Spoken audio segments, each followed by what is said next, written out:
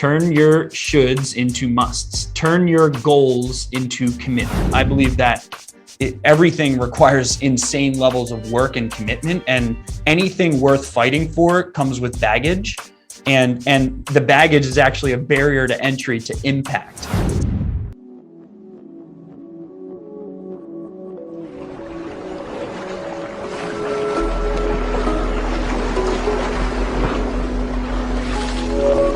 What's up, masters? Welcome to another episode of Path to Mastery. And today we're with Mr. Bill Hauser. Bill, what's up?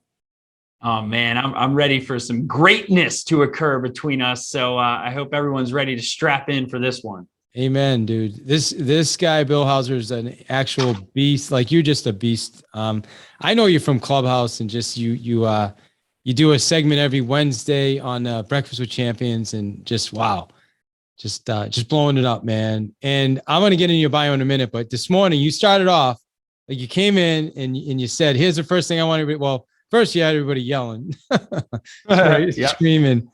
What's that? What is it again? The same, like, what do you say? Yeah. So like when I go on Clubhouse, I just have I have everyone yell, "Hey!" Oh yeah. And, hey. And yeah, basically hey. That's the concept is, for people to get out of their shells and go get known.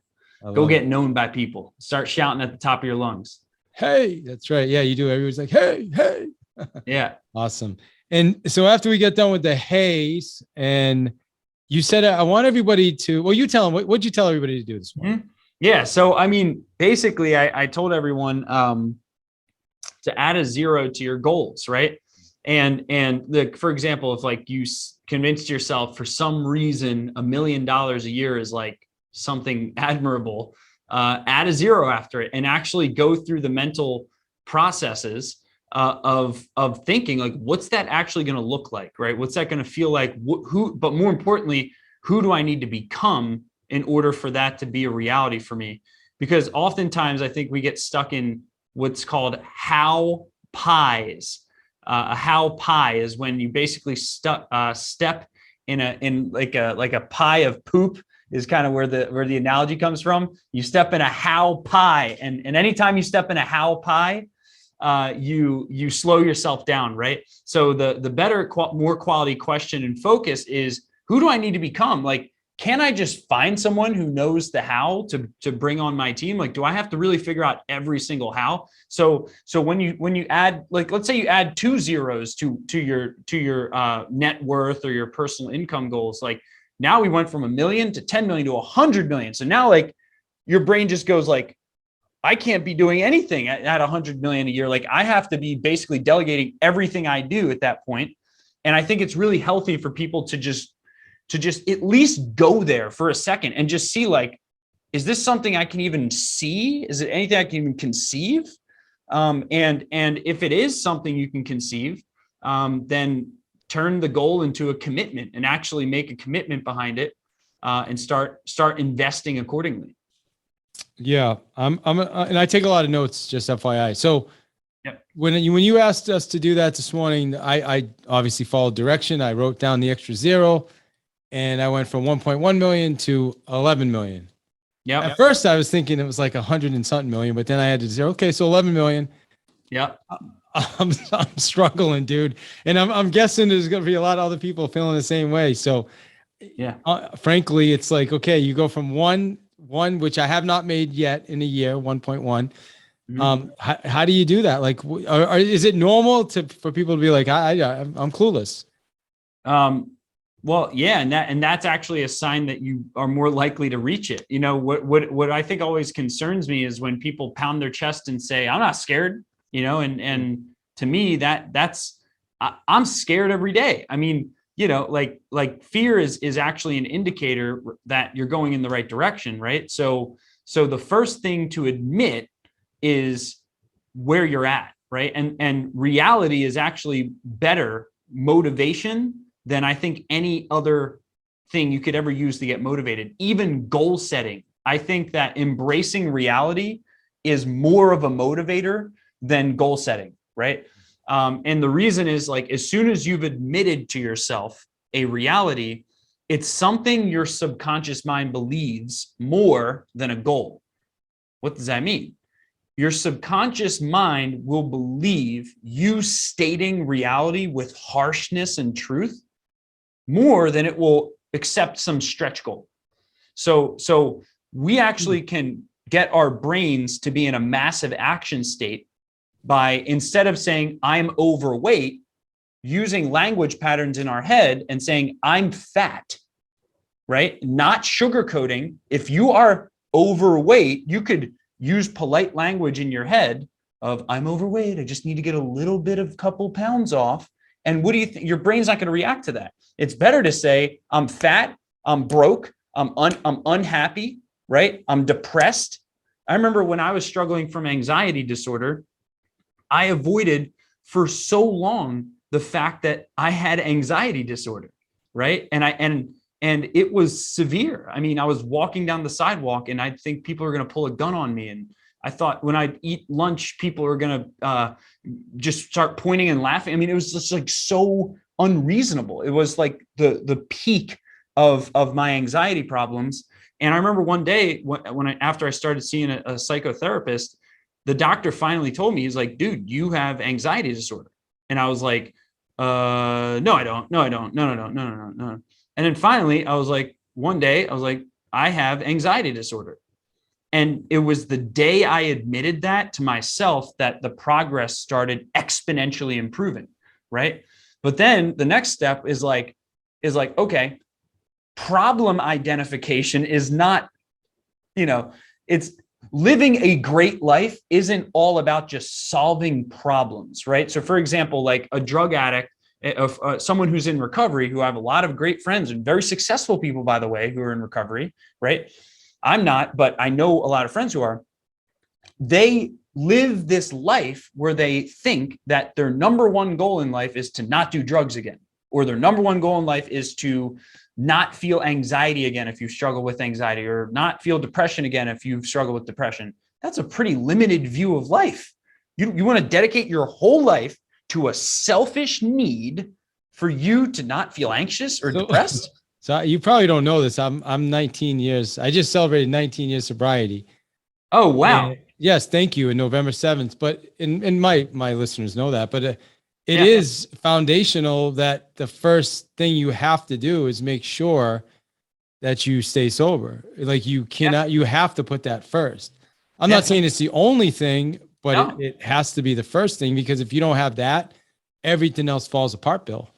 Imagine if that was the only thing you ever did in your entire life. You didn't do anything good for anyone else in your life. You never inspired someone else. You never did any good service for someone else. You ripped everyone off you ever did business with, but you stayed sober. Is that definition of a good life? No, not at all. Not at all. So it's yes and, right? I accept the fact I am always going to be wired. I'm always going to have a predisposition for anxiety, right? In your case, you're going to always have a predisposition towards whatever caused the addiction habit to occur in your life, right? Great. Bring it on. Like, let's embrace our ailments, and then let's find a way, like, this is where I created a new term. It's not attention deficit disorder. It's attention abundance disorder, right? I changed the language in my head. I was diagnosed with ADD, and then I thought it was a problem my whole life. Attention deficit. So I changed the language pattern in my head, and I'm like, no. It's attention abundance disorder. Like, this is a gift from the gods. Like, this is amazing. I have too much attention, too much of the day on too many things. That is amazing. That's called an entrepreneur, right? So how can we take our ailments and actually flip them on their head 180 degrees and use them as our greatest strengths? Yeah. So listening to you and based on what you just said, it sounds like you took that whatever ADD or whatever it was, and you used that in a positive way, a way to, because you can tell listening to you, and also from Clubhouse, you've got a lot of energy. You bring a lot of energy. I'm guessing you're pretty intense when it comes to your business and the things you talk about. Is that what you using that in order to build? Is that like one of your superpowers, or what would you say is one of your superpowers? Yeah. So there's like two questions to that. So I wrote a book called Worry 180, and this is when I was like just overcoming anxiety. And the book was all about um, taking things that you otherwise would avoid in your life and using them as fuel, right? So taking worry, which for people who have anxiety, worry is, if you look at like studies on this, it's just arousal. Okay. And arousal, not in like a sexual way or anything like that. Like arousal is a term for a potential energy source within a human being. So arousal, people who have higher arousal scores are more energetic, right? The question is that energy going to cannibalize in your own head and start eating you alive, right? But stuff like that. Or are you going to use this predisposition of yours and refocus it? So the Worry 180 concept is it's not about becoming calm, right? If you're wired as a high energy person, and that manifests sometimes in addiction or anxiety or depression, don't run from that. Use that strength, and then through quality questions and better framing in your own head, how do we take that energy and use quality questions and use goal setting and most importantly, commitment, right? Because commitment, I believe, like wipes away all ailments. I mean, it's like unbelievable when you've committed to do something huge that demands all of yourself, and like there is no, your back's up against the wall. There is no choice but for you to succeed, life or death. All of a sudden, your ailments go away, right? It's like if you were put in the middle of the ice age right now, and you were being hunted by a black-faced bear or saber-toothed tiger, right? All of a sudden, you wouldn't have ailments, right? I mean, you'd be like immediate survival mode because it's a forced function, right? And magically, if we go back, to the caveman times, if we go back just a couple hundred years, disorders didn't exist, right? People were people, right? There was no labels towards any of this stuff, right? Until medicine became profitable. And then all of a sudden there's labels and there's solutions to those labels, which creates billions and billions and billions of dollars of revenue for healthcare companies, right? So there are certainly chemical imbalances, which I have myself with, hypomanic tendencies where I get tons of floods of dopamine, and the anxiety side of the equation. There's certain things that I am blessed with that are chemical, quote unquote, I'll call them chemical balances. I don't know if they're imbalances, but they're balanced in a way that's different from other human beings, right? And it's about taking and repositioning that. So that's the answer to your first part of the question.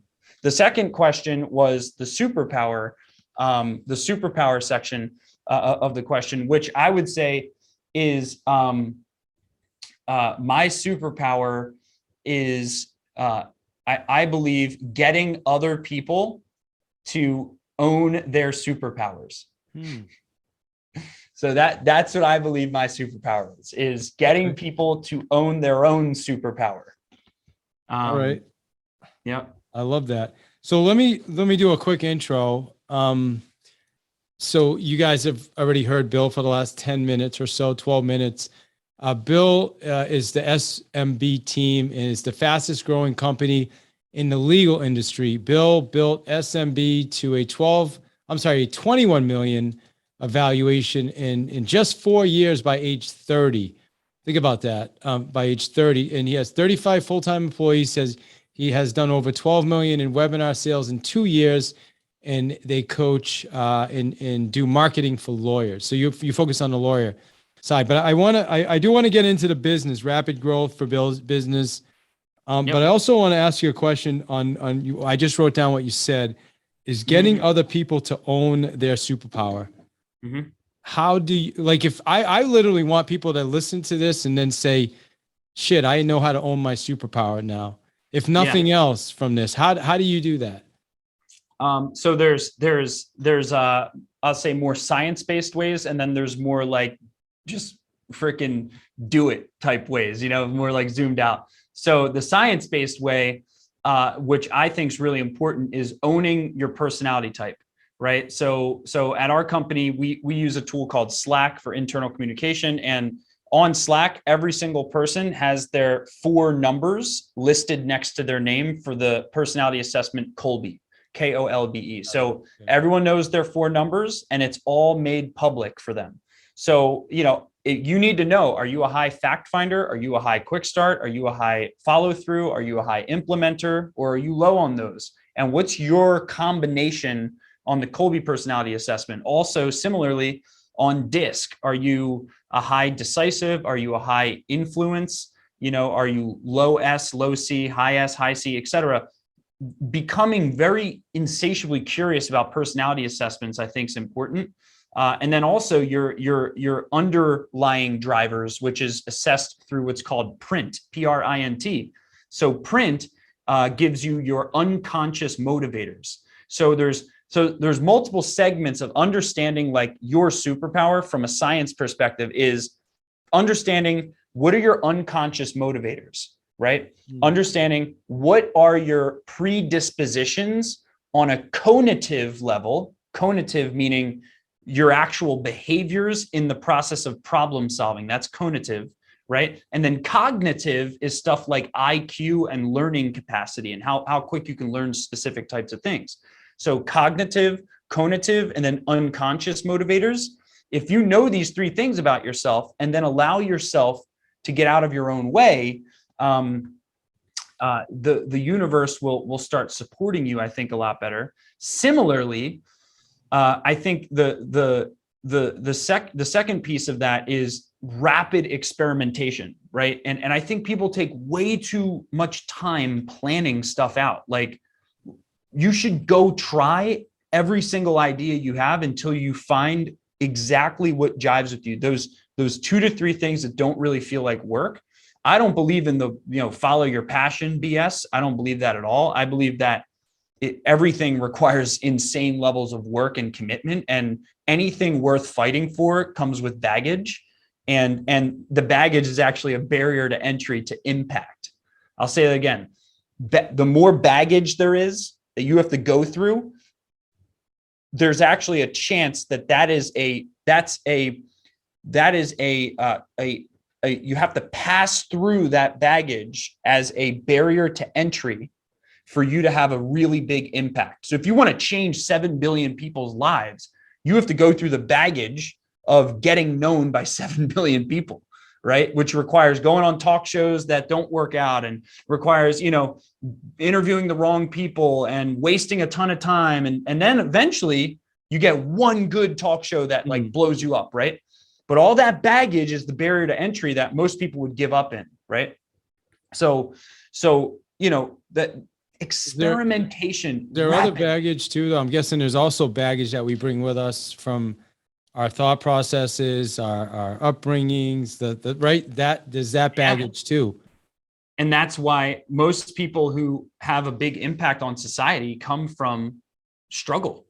I mean, the percentage of self-made billionaires is skewed in the direction of there's more self-made billionaires than people who inherit billions, right? There's something there.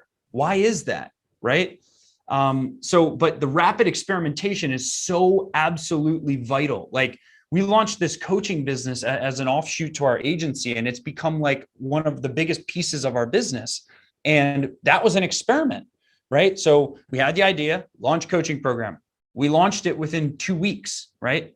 And it was awesome. And I jived with it, and I found a new purpose of mine through that, right?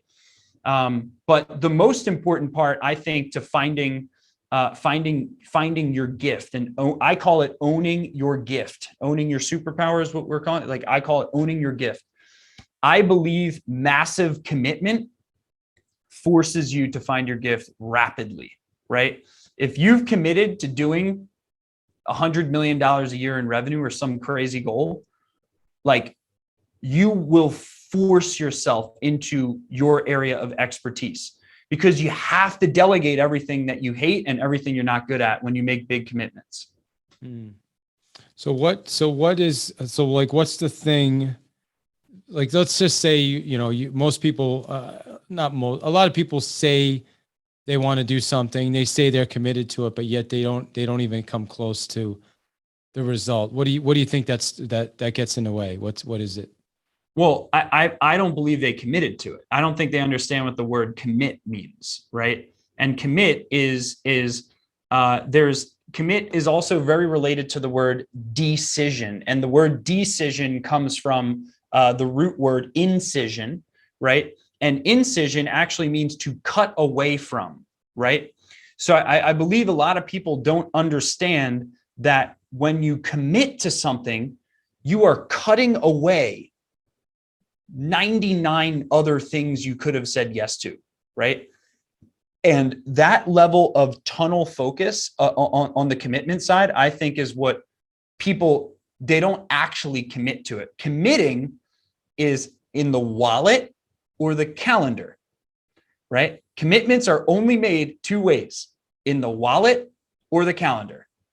So if you haven't spent $100,000 on this so-called commitment, probably not committed to it. And if you haven't, if I can't open your calendar, and this is a really fascinating exercise I learned from Brendan Burchard, someone who coached me. Brendan Burchard says, if I can't open your calendar and clearly tell you what your life's purpose is, you're not committed. Like if all I see in your calendar is day-to-day stuff that has nothing to do with where you're going, chances are you're not committed to where you're going. Because your calendar, immediately, you would erase everything that's low value on your calendar if you were forced to go to a bigger direction. So I think the bigger problem is, what is commitment to you? Is it just a goal you wrote down 3 times and you told 3 of your friends about that are approval friends that are just going to say, yeah, that sounds good? Or is it a real commitment? Can you give an example of what that would look like in somebody's calendar, an example of them being committed to a long-term goal? Big time. Yeah. So big time. So for me, like a perfect example of this is we have an event coming up in 2 weeks with Damon John of Shark Tank.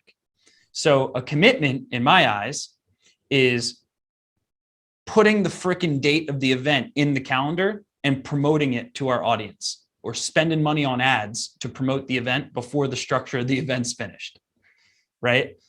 So we could go into a boardroom and plan out the event and go through all the details, but the real thing we need to do is put the calendar invite in there, launch the landing page, and launch the ads and announce to the world, this event's happening these 3 days, okay? We're gonna figure out the structure of the event as we go. Sign up now, right?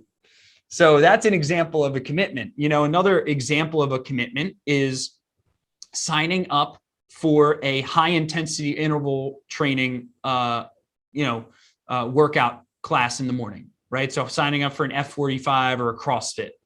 The commitment is you sign up on whatever app you're using. You don't contemplate your workout plan. You freaking sign up for it for a week. You pay the money, you get it in your calendar. Right. And I believe through massive action, and the same thing happens with podcasts. You started this podcast. There was a moment where you scheduled the first podcast before you were ready. True or false? Yeah, absolutely. I went through John Lee Dumas's Podcaster's Paradise, and that's how I got started. But yeah. But you did it at one point, and you scheduled the first one. Yeah, and it was horrible. And then you announced to someone, this is happening this day. Yeah. I wish more people would just do that instead of planning out the podcast, right? How do I find my voice? What's my brand voice? What's the logo going to look like? What's the blah, blah, blah? Dude, make 100 episodes, realize nobody cares about the logo. Nobody cares about your brand voice. Your brand voice is going to come out naturally from who you are. And through massive action, you'll find your voice after video 100. I still haven't found my voice. Yeah. Well, what's funny is the email I sent you through Instagram was essentially the message you gave us. Was it Saturday night on Clubhouse? Yeah. Remember you gave us the message on how to get somebody on your podcast. I don't even know if you caught that. I essentially you got me. Your own message on you, and you responded, which is awesome. That's good. So, you name dropped. That's what got me, is you told me the other people you've interviewed. Yeah, and I gave you a time. I gave you 2 times, which I've never done before. Like, that's my new model. Yeah. Right? That was fantastic. It got a response. It's very interesting. Absolutely. Yeah. So I'm going to continue doing that, and we're working on a few others right now. But let me ask you this, and then I know we started a few minutes late. How much time do you have? Are you on a tight stop, or where are you with time? 3:45 Eastern. All right, cool. So you got about 15 minutes, 12 minutes. Okay. All right, awesome. I want to go back to the conversation we were having the other night, and I don't want to get into your big goal for 2026. Okay. I had asked the other night, and God, what was the question again? So, we talked about the ideal client, right? Like knowing who like figuring out first who your ideal client is.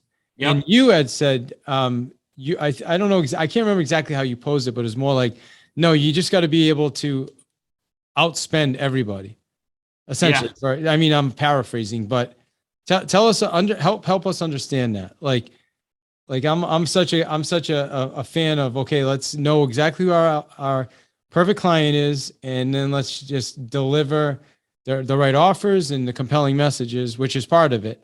But you brought it to hey, no, you just need to have unlimited. Yeah, you can explain it better than I can. Yeah. So, okay. Yeah. So I'm not gonna be a smart ass here and say that not knowing your market isn't important. Like every marketer knows knowing your niche is vital, right? So I call this FFWA, fears, frustrations, wants, and aspirations, FFWA. So in my eyes, market research is understanding the fears, frustrations, wants, and aspirations of your market. I learned this from one of my early mentors, Eben Pagan. And he teaches this concept where you have to know what's going through your potential customer's head better than they do, right? Which is a common marketing thing. And an example of this in like the lawyer niche is a perfect example. Like I'm not a lawyer, but I had to learn how to market to lawyers, right? You're not a lawyer? No. Really? I thought you were a lawyer the whole time. It's crazy. Not at all. Really? No. Wow. That's it. Okay. No shit. I did not know that. I just assumed you were a lawyer. That's all. Yeah. So it's, and it's funny that was an insecurity of mine. Like, how could I build a brand in this niche if I'm not a lawyer? And that precisely became the unique selling proposition. You even just moved up another level, man, in my, yeah. Well, I appreciate that. Yeah. That's awesome, dude. I'll never forget. I'd hate being a lawyer. And I say that to my audience and they love it because they hate being a lawyer and they're sick of learning from lawyers. And that actually became my unique selling proposition is, if you want to learn from a lawyer, don't buy from me. Don't join our coaching program because you can go learn from a million lawyers who are flatlining their firms and not seeing any growth. What I bring is digital marketing and tech knowledge to the legal industry, which is my differentiator.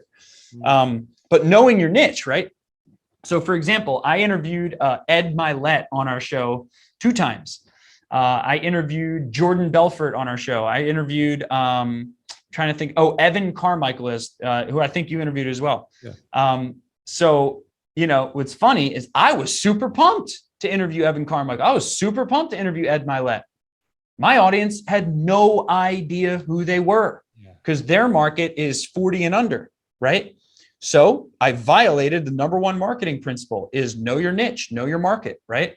So I was super excited to interview Ed Milet, and we actually had lower show numbers than when I bring on like an old timer lawyer that the whole industry knows about, right? So it's not about what I'm interested in. It's about what my audience is interested in. So a lot of our audience, they're interested in how to exit their law firms. How do I know this? I survey our clients every single month. I ask them, what's your biggest frustration, pain point? What's your biggest priority? A lot of these firm owners who are over 50 years old, they want to find a way to sell their law firm eventually. So I could either go talk about the crap I'm interested in, right, and not grow my brand, or I can talk about what my target client is interested in and grow my brand and make a lot more sales and build my brand faster, right? So to your point, by no means am I saying knowing your niche is the probably highest value strategic marketing task, I would say. But the claim that I was making is something that I learned from Dan Kennedy and a couple other mentors, which is he or she who can outspend their competition will ultimately always win. right? So this concept comes from your ability to turn attention into money, right? And I feel that in my own experience, like I don't have millions and millions and millions of followers, but I built an 8-figure business in 4 years. How does that work? I'm not some Instagram celebrity. I have 5,000 subscribers on YouTube. It's just not that crazy. We have a decent size email list, which is actually the secret, right? Is, you know, we have just under a 6-figure email list. And that's where we make our money, by the way, because I didn't care about the external following. I cared about the actual asset of owning the email list, which is how you actually make money in marketing, right? So that's epiphany number one. It's not about how many people know you. It's about how much value you've captured from the people who know you, right? And email allows you to be on offense, meaning if I have an idea, I can send an email and 100,000 people will get it, right? That's pretty powerful. If I'm just dependent on Instagram or Facebook or social media or YouTube, I'm hoping and praying that if they're a subscriber or follower of mine, I'm hoping that the day I post that, just maybe it pops up in their feed, right? But with email, at least there's a guaranteed impression. Even if they don't open it, there's a guaranteed impression, right? So email is like the first epiphany shift is how do I get attention and then capture it, right? And then separately, what happens after that, I think is where a lot of people need to focus. And this is why Jay Abraham has had such a big impact on my life, because he's helped me think on the business model side, right?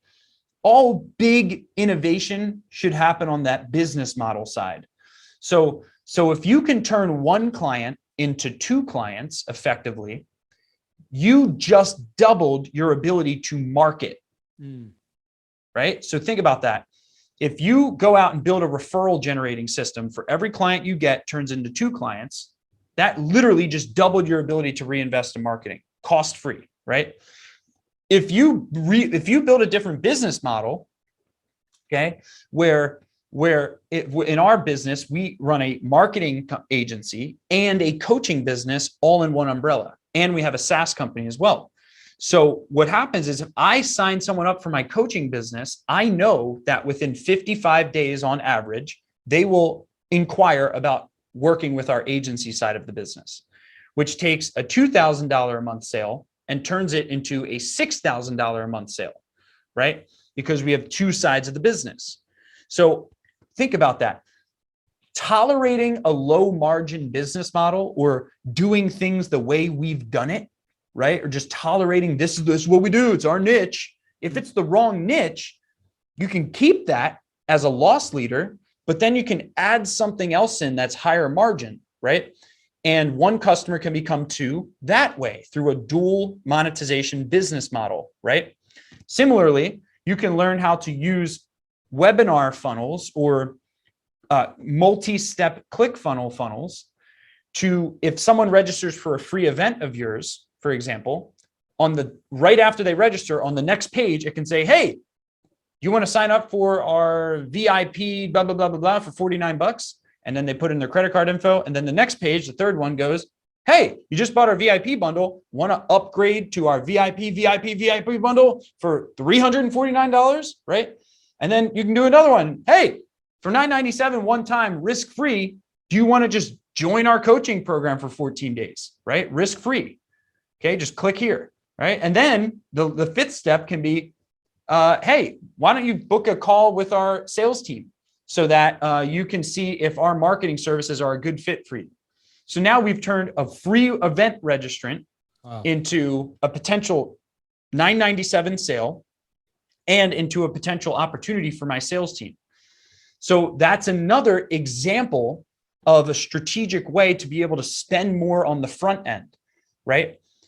And that's through funnel design, right? So one of my partners, Andy, who I work with, Andy is the master of this. He can take a $1 ticket sale for something or a $1 cheat sheet download and turn it into a $90 average cart value, right? So someone pulls out their credit card for a $1 thing, through his upsells, on average, he can upgrade them by $89. So if your cost to acquire that $1 purchase is $50 and you're making back 90 because of the steps that follow that $1 transaction, you are making money to promote your business. So for every $20,000 you spend on ads to get someone to register for your podcast or your webinar or your cheat sheet, you're getting twice as much back before the sale has even happened, right? So that's where marketing strategy comes in. And then the last piece is monthly recurring revenue. So like transitioning your business to a monthly recurring revenue business. Instead of selling a one-time $50 thing, why don't you sell $50 a month for 12 months, right? So that's a $600 transaction, and it what do you call snowballs, right? So the first month you'll lose some money, and then the next month if you sell it again, you now have all those prior month transactions happening, and then the new sales, and then eventually it creates a snowball effect where your recurring revenue streams are paying for your ad spend, right? So all of this combined, these four models combined, can just out chess move your competition. Yeah, I'll tell you one of my takeaways, and then I'll ask you the last question. So I recently did a webinar for a bunch of real estate agents in Hawaii, and I didn't get any signups after for an offer I made, and I realized from listening I did the wrong presentation. I should have did a lot more homework and figured out that they have zero inventory. They have no interest in, they're just calling owners of homes or for sale by owners or expireds is nothing they wanted anything to do with. Not one person on that call. There were 70 people on the call. So anyway, it just got me. I was thinking, I was like puzzled, like how can I get zero registrations? Because I'm talking about something they have no interest in. That would be the fifth category, is getting really good at converting. Because if you got 70 people, that's awesome. Like bravo, that's the hard part. Yeah. The easy part is to then tinker with what you actually say to those 70 people. 100%. So that's the other way to get real. And then once you start learning, okay, when I get 70 people, I'm going to get 7 clients, and there's math behind that, that also can give you courage to spend more on marketing. Well, the challenge is somebody else set up the webinar for me. I wasn't the one that initiated, so I didn't have I just didn't do enough homework. But anyway, so talk about your goal, 256 million by 2026. Why is that important to you?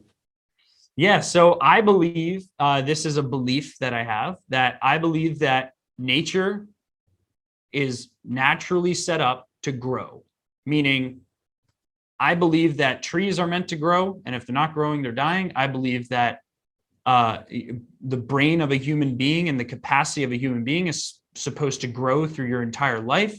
I believe that relationships are supposed to grow. I believe that every single part of our lives, our health, everything should be growing throughout our entire lives. And that same belief applies to business. Like I just have a belief that if a business is not growing rapidly, there's a problem. There's a problem that's violating the laws of nature, right? And so in my belief system, I believe that growth is a minimum requirement, which is one of our core values at SMB Team. I don't even need a pat on the back if we hit 256. I believe it's a minimum requirement. I believe 256 number came from our year one revenue number, and then 2x year over year. It was like 3x in the first couple of years, and then 2x, 2x, 2x, 2x, 2x, 2x for like a total of 10 years, right? And the number came out to 256. So when I was creating my business plan, that's all I did. I just said, man, wouldn't it be cool if we just 2x'd every single year, right? And I turned that wouldn't it be cool into a commitment. But that it comes from the belief that growth is a minimum requirement. If you believe in the value that you're having to people, you're hurting people by not expanding what you're doing. And minimum requirement, again, is like, what's a minimum requirement to a human being? Water, sleep, shelter, and that's really it, right? So do you need to be complimented for just surviving and just drinking water? For me, I don't know. So I also don't need to be complimented for hitting 256 or our 2x goals, because I just believe it's nature. Awesome. And if we're having a huge impact on people, it'll naturally happen. You also believe it's possible. And I mean, that's probably for another day, but listen, Yeah. I can't even believe you're not an attorney. I think everybody on Clubhouse thinks you're an attorney, but Yeah, I'm going to say that next week. It's all right, bro. How do people get in touch with you, man? If they want to connect with you, get more information on your coaching, what you're up to. Yeah. So just give me a follow on Instagram at Bill Hauser, Hauser, Biz, BIZ. That'll be the best place. Other than that, SMBteam.com. The best place for you to connect with us is on our Tuesday talk show, where we interview thought leaders from all across the pond at eventbrite.smbteam.com. Awesome. Final question, man, is what everybody that listens to this, if they're 45 minutes, if they're going to walk away with one thing, what do you want that to be? What do you want everybody to take from this? Turn your shoulds into musts. Turn your goals into commitments. That's it. Just take wherever you're setting. I replace the phrase, I'd like to. It'd be nice if I did. It'd be great if. It'd be cool if I did 1 million. It'd be cool if I did 2 million. Replace that with, I have committed to doing 2 million, 3 million, 10 million, 100 million, whatever the number is. And then get out of your own way. Brilliant. Appreciate you, brother. Thank you. Appreciate it, my friend.